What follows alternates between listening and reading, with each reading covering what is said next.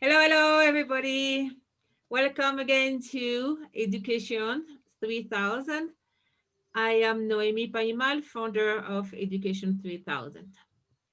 Hi Naomi, hi everyone. I'm David Hello, Fegan, Dave. the International English Program Coordinator at P3000. So what have we got in store in this video, Naomi? A very, very important subject. We have to know about emotional intelligence. It is extremely important because this is more important than even our IQ. If we want to be successful as a person in the society, in a job, with our family, we have to know all about emotional intelligence and what kind of tools we can provide to children inside the school from very early age. So we've got a lot of exciting and interesting material to look at in this video. And extremely important, especially nowadays. This is, I would say, a must. That's why in the Seven Petal School, remember we have this kind of project. Actually, we started. We have an area only for emotional intelligence. All So right, this is a let's long series. This is number 4 of 25 videos. get started. And let's see what we mean by emotional intelligence. So it refers to the human capacity to feel, understand, control, and modify emotional states in oneself and others. It is not drowning emotions, but directing and balancing them harmoniously. Harmoniously, it means without hurting yourself, oh, I'm bad, and I'm going to cry, or unloading or directing to another person and you get angry and you hurt the other person. So you don't hurt yourself and you don't hurt the other person. And this is an art. So, emotional intelligence began with the concept of social intelligence by psychologist Edward Thorndike back in 1920, who defined it as the ability to understand men, women, and children and act wisely in all human relationships. Great. That's one century, mind you. But now it's time to teach it inside the schools and university and even I would say preschool. So we've had this concept's been around for 100 years, like you've said, but it hasn't really been implemented in schools so much, Naomi, or what do you No, it think? has been ignored. Like, no, it's not important. Let's have technicians, let's have doctors. But if you don't have the human part, if you can handle yourself and others, it's half the education is not done, and you don't feel good, and all the consequences end up to desolation. Uh, how do you say depression when you are down? Depression, being Depression, depressed. sometimes suicide. You know, Dave, this is very important. The stats of the rate of suicide around the world in young people and even children is getting higher. And the age is going lower. Like now we have cases, and I know some personally, of kids of 11 years old committing suicide. So something is missing definitely in education, and that's it. That the emotional intelligence is not taken care of. Mm. So we In can see here. India, in India, one young person or one student will commit suicide every 19 seconds. What do you think about that? We have to react. You are responsible for that. The society, the I didn't parents, the know. I didn't teachers, know that. everybody. That's shocking. What are the reasons? Do you know, Naomi? I Because mean, of the it's. pressure, because usually it's the pressure. Mhm. Like in India, it was a poor country, so the parent they want the kid to success, to success, to success, so they don't have to go through all the the, the problem they had as parents, and the pressure is paramount. I mean, like you have to be the first one, you have to have your exam, and it's so much stress that they can't handle it. And And so there's. even in South America, the rate is are quite high. And what really hurt me as well, the very at very young age.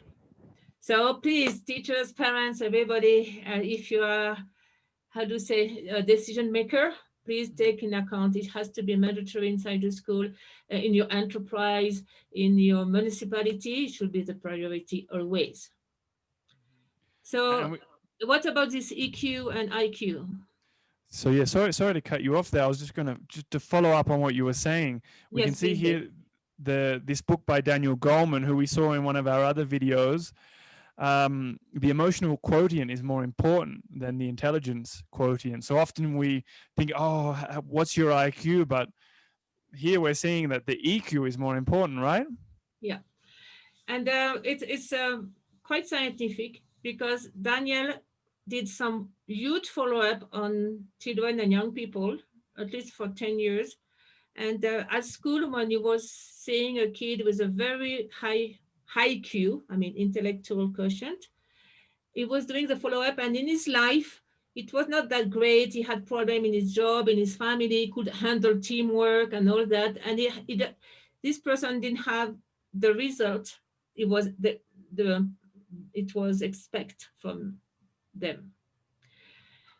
But when he was doing the follow up, I mean, Daniel Goleman, of student with a very high EQ, emotional quotient, he would always have at after a person very comfortable in their job, loved by everybody, with a very stable family situation and enjoy the family, and everything was flowing. So that's a proof it was more important as far as the success as a person and as a professional.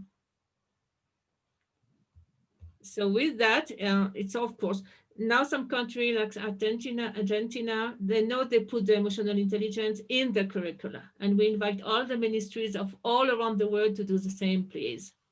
So we will don't have to deal with those big problems like suicide or delinquencia. Delinquency.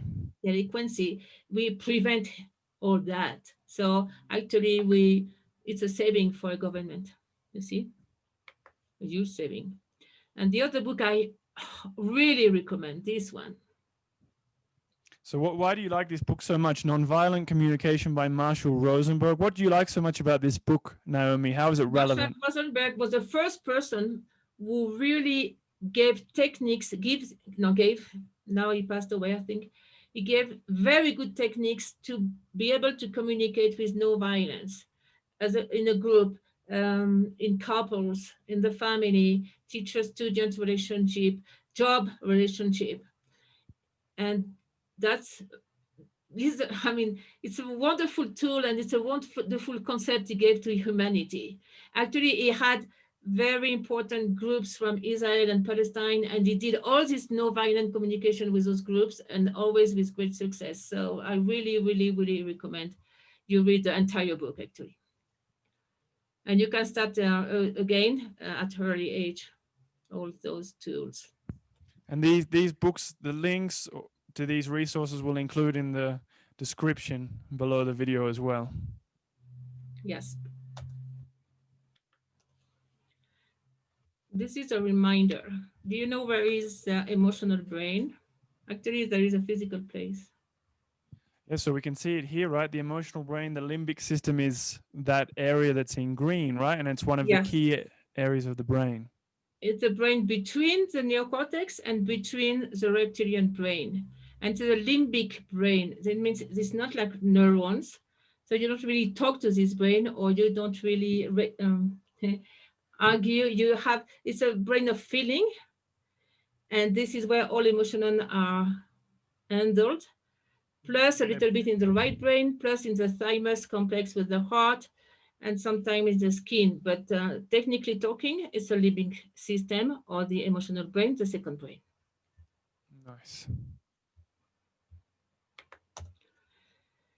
And then now it's completely proved, especially by HeartMath Institute from California. There is a huge connection between the brain and the heart. And you know what? The heart is sending more signal to the brain than the brain to the heart. Actually, the heart is a chief or the chef. The chief, And the when chief. you have the baby, the what's first? when you, the fetus, in the development of a baby in the womb, The what is embryo. first, the brain of the or the heart? I'm guessing it might be the heart based on the way you've positioned the question. It is the heart. So the heart is the first one. So is commanding everything because it's the first one. See, this is So very important to the heart understand. is the chief. It's a chief. Uh-huh. And then it's connected with a sympathetic and parasympathetic system physically as well. And the heart has a lot of neurons as well, like the brain. And there is a long story. We will probably see this in more details in the next video. And through the heart, we generate, because the heart is pumping. So when you have a movement in an electric field, you have an electro or electromagnetic field, which is a huge field around the human being. So through education, we want this field to be huge, to be steady, and that gives self-esteem and it gives good health. And this is extremely important. And it starts from, you can see in the picture, from the heart, not from the brain. So one more reason to have a very good emotional intelligence and to be able to handle that. Now, do you want to see some tools? I guess now everybody see. And so what? What are we going to do inside the classroom, inside the home, in your home, even in your enterprise? Please, let's see some tools. We did a little summary. So yeah, we've got here some pedagogical tools to develop emotional intelligence. The first one is or are activities to recognize our own emotions. Also activities to process our emotions correctly. Correct. What does that mean, processing our emotions correctly, Naomi? Like to shout and get extremely hungry is not to process correctly. We have to release our emotions so we don't hurt anybody, as I said at the beginning. Nice. We've also got activities to reinforce interpersonal relationships, relationships between people, and the mirror effect. Let's see the first one. How can I recognize my emotions? What kind of tools? So Let's we say can we are with children, young people, and even adults. yeah, so we can write them, draw them, or talk about them. We can write a biography or keep a diary, for example.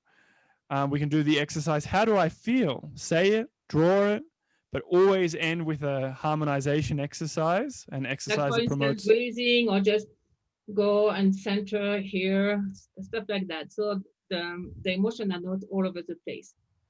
You Yeah. concentrate again at the end.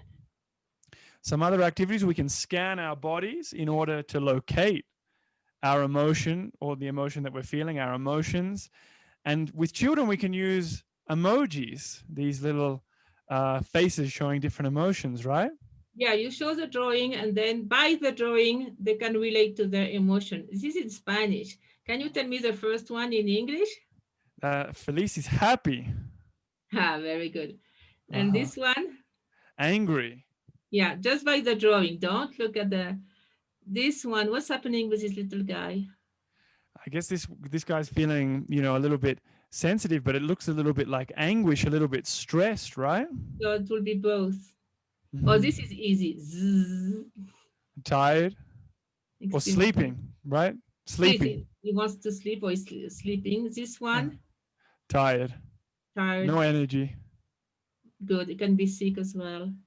This one, what happened to him? Or He's looking a little bit shocked, maybe, or a little bit nervous, a little bit anxious, maybe. What do you think, Naomi? yeah, yeah. Something happened to him. And this guy, yeah, that's In the love. opposite. Uh huh.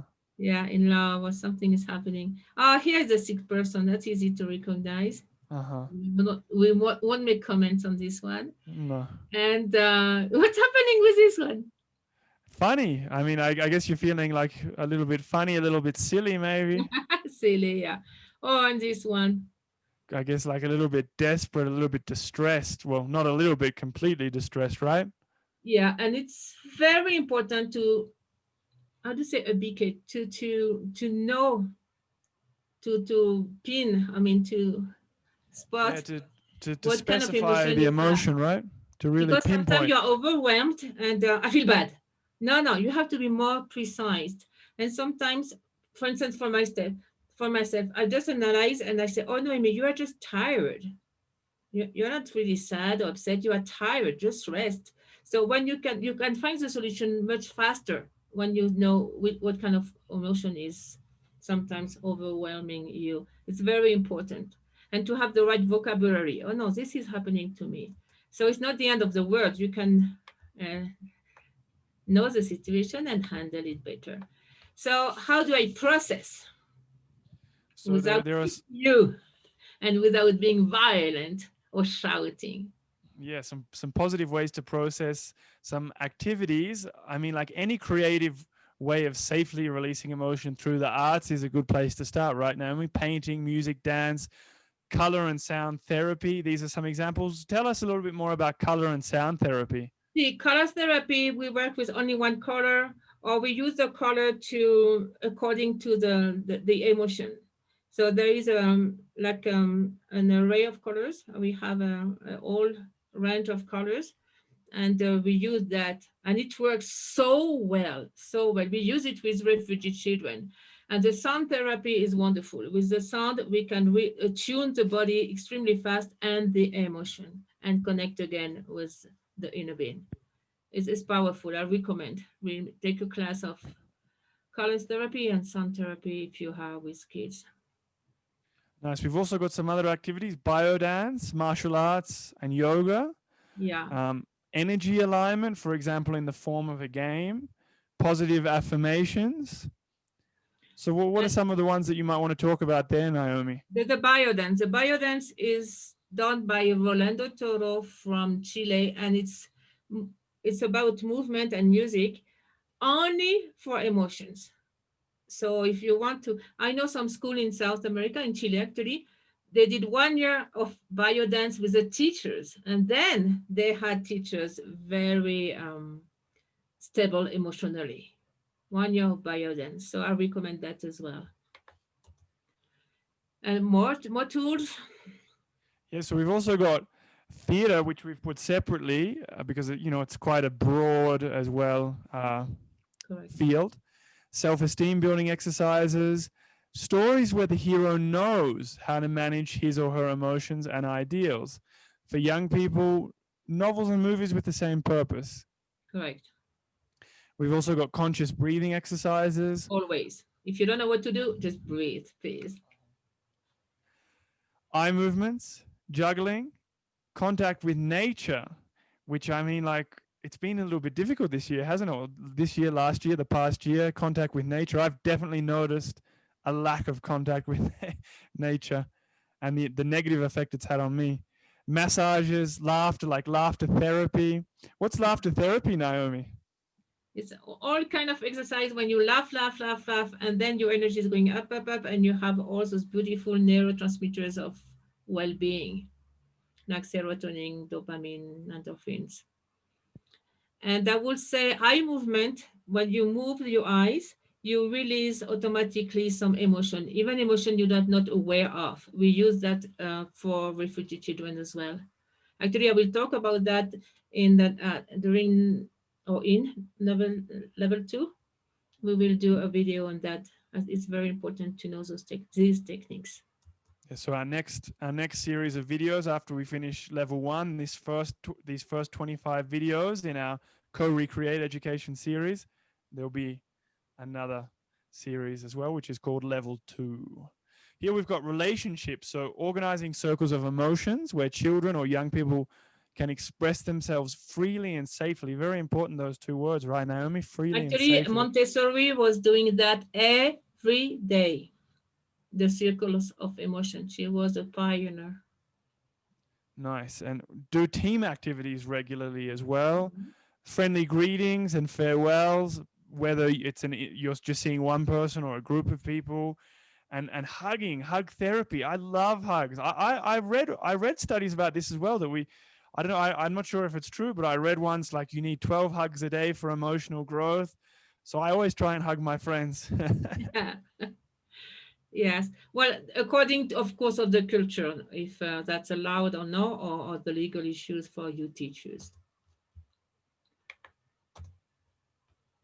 More. We, we've also got diplomacy, courtesy, optimism, strengthening the culture of peace. And again, we're going to talk about this more a bit later, right, Naomi? Yeah, it's a program, a special program we developed. It's called Peace Ambassador Schools, and there's a book we wrote about it as well. And finally, they're on the list fostering non-violent communication. But the book we recommend before from Marshall Rosenberg. And this is very important for parents. Let's see what about the mirror effect. So, the important thing for parents to remember is that your children often reflect your attitudes and behavior. So, you have to be very careful, right? Yeah. Remember, children will, usually they will do what you do, and they won't necessarily do what you say they have to do. So be careful. If your child is always hungry, maybe somebody in the family is always angry. I mean, be careful with that. A couple of more. It's called discharge. What do we mean by discharge? Yeah, so this is an extra tool, spaces to safely discharge tension, anger, and stress. So getting rid of these negative emotions through movements, jumping, vocal release. What do we mean by vocal release, Naomi? You can shout, go to a place where nobody listens to you. You can shout, you can sing, you can go like crazy with your voice. And that's a very good way of discharging too. Yeah, And and another recommendation, if you feel really stressed and you are about to burst out, go out and run 2 or 3 blocks. Wonderful. And then you come back and that's it. And oh, it was not that much at the end of the story. Yeah. yeah. So we're I we're know a looking at psychologist who was doing that. When she was about to shout to her kid, she was running. She said, okay, okay, I come back. I take my 10 minutes out. And she was, it was a miracle solution each time. yeah. So it makes you feel good as well. Exercise like we looked at in the last video. So these are ways to safely release these emotions, right? We're not yelling at somebody else. We're not screaming at somebody else, saying nasty Or things. physically violent. And what about the circle of peace, Naomi? Obviously, we're gonna look at this a little bit more in our 22nd video. So we're in number 4 now. So later in the series we'll see this, but maybe you can give a little bit of a Yes, for brief. instance, there is a kid is always bullying a group or somebody. So we don't like put all the blame on him or her or try to boo him. We make a circle without this person. We all everybody will discuss about this and see how they feel and how to handle the situation. And just by doing that, the next day when the other person arrives, this little boy, we say the situation and we say the solution, and everybody is agreeing to better the situation, and 80% of the time the situation will better. It's called a circle of peace, and it's a technique with special steps, and it's done by specialists. And the last one. So for relaxation, we can do postures, muscle tension or muscle strain exercises, massages, self massages, including for parents and teachers, harmonious background music. So we put the frequency there as well.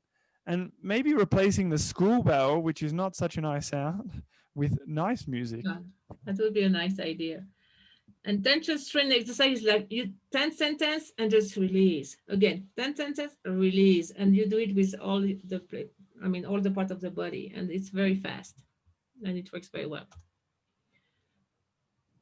And what's the peace corner? This is an example of a peace corner, right? That's the idea at the beginning of Marie Montessori. And you have a special place. It's not for punishment. It's just a place where it's safe. You can relax. You have a lot of things about peace around you. And you can recuperate your energy, your breath. and the kids, they love to go there. So always consider a peace corner, and it's visible, and you put peace corner. So peace is the culture here, and it's visible for everybody. Here is a place of peace. It's a place of no violent communication. It's a place of friends. And then you switch the culture from violence. You install a culture of peace. So it's called switching the culture. And, and this is linked to empathy as well. Yeah, so empathy, the ability to perceive and understand other people's feelings, thoughts, and emotions. So, and it's wonderful because it's direct. You can feel it directly. You don't even have to talk about it. And many children nowadays have this capacity. It's amazing. It's beautiful. And the most beautiful quote of the whole word. If you love your child, you are already educating them. So As, tell us a little bit about as who said this, Naomi. Dr. Shishida is one of my favorite pedagogue. I'm a fan of him. Dr. Makoto Shishida is a pedagogue from Japan, and he wrote 28 books on education. It's about right brain, fast learning alpha waves. I mean, he put the first steps along with Dr. Glenn Doman, of the new pedagogy of the right brain. And at the end of this life, at the end of everything, after such an amazing work, he said, at the end of all, love is everything. If you love your child, that's the cornerstone of education. Beautiful. I recommend Dr. Shishida. All right, so you can check us out on YouTube, at our website, on Facebook, and also get in contact with us if you want to help or you want to talk to us, clarify something via email. All of these are below in the description, so you can just click on them. It's as simple as that. Yes, please. And thank you very much. And this video, this PowerPoint is not about to listen to it, it's just to put in practice all the time. And we will change the world and the society with this emotional intelligence. And it's the biggest gift you can give to a child. It's the biggest gift you can give to your student. Give them all the tools of nonviolent communication and emotional intelligence. Thanks, Naomi. And so that was the fourth video in our level 1 series of 25 videos, co-recreating education. What's the next video going to be about in our P3000 series? It's fascinating. It's about 33 multiple intelligence, and we will talk about collective intelligence as well, and the holographic brain. So we keep in touch. Lots of information, lots of fantastic information. Thanks, Naomi. Thanks, everybody, for tuning in. Thank you, and see you soon. Bye-bye.